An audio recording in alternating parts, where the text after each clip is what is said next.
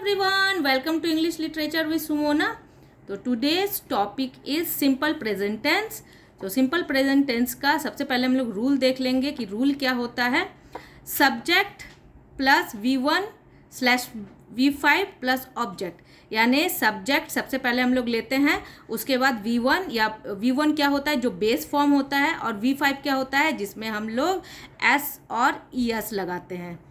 अब simple present tense होता क्या है? Habitual action, routine actions, scientific facts और permanent truths, proverbs, natural qualities and professional activities. तो ये सारे चीज़ें सिंपल प्रेजेंट टेंस की क्या होती है, जिस चीज़ से हम लोग सिंपल प्रेजेंट टेंस को समझ सकते हैं कि किस किस चीज़ों में हम लोग सिंपल प्रेजेंट टेंस को यूज़ करते हैं. अब यहाँ पर कुछ रूल है जो कि बहुत ही बेसिक रूल है, और इसको समझ जाओगे तो सिंपल प्रेजेंट को बनाने में या फिर बोलने में कभी भी कोई दिक्कत नहीं आएगी. तो क्या होता है रूल? देखो, सबसे पहले हम लोग सब्जेक्ट, तो हम लोग किस सब्जेक्ट के साथ एस और यस लगाते हैं, किस सब्जेक्ट के साथ वर्ब में एस और यस नहीं लगाते हैं, क्योंकि रूल तो यही है ना कि सब्जेक्ट के पास वर्ब में मतलब बेस वर्ब या फिर V5 यानी एस और ES लगाते हैं या फिर नहीं लगाते हैं. तो किसके साथ लगाते हैं, किसके साथ नहीं लगाते हैं.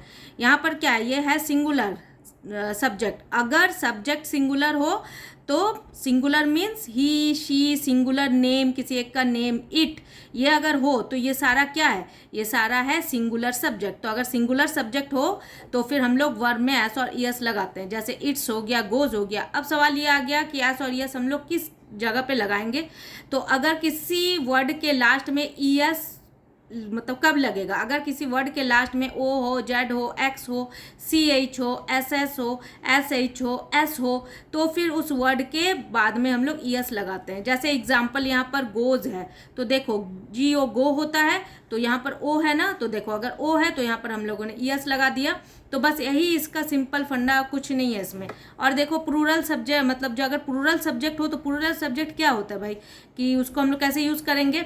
अगर पूरा सब्जेक्ट में होता है आई, वी, यू, दे, अगर मतलब आप बोलोगे कि आई के साथ, क्योंकि आई फर्स्ट पर्सन सिंगुलर होता है, वी फर्स्ट पर्सन प्लूरल होता है, तो आई के साथ हम लोग हमेशा ही क्या करते हैं, आई को प्लूरल एज ए प्लूरल हम लोग ट्रीट करते हैं, लेकिन प्लूरल ऐसे होता नहीं है. लेकिन हाँ, जो भी रूल चलता है वो आई के साथ भी चलता है.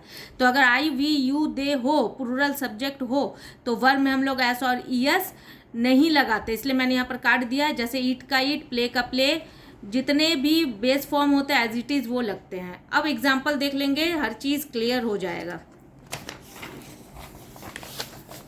हाँ, तो एग्जाम्पल क्या है, एग्जाम्पल है आई गो टू स्कूल बाय बस. ठीक है, तो यहाँ पर आई क्या है, आई सेंस प्लूरल का देता है, तो देखो वर्ब में यस और यस नहीं लगा.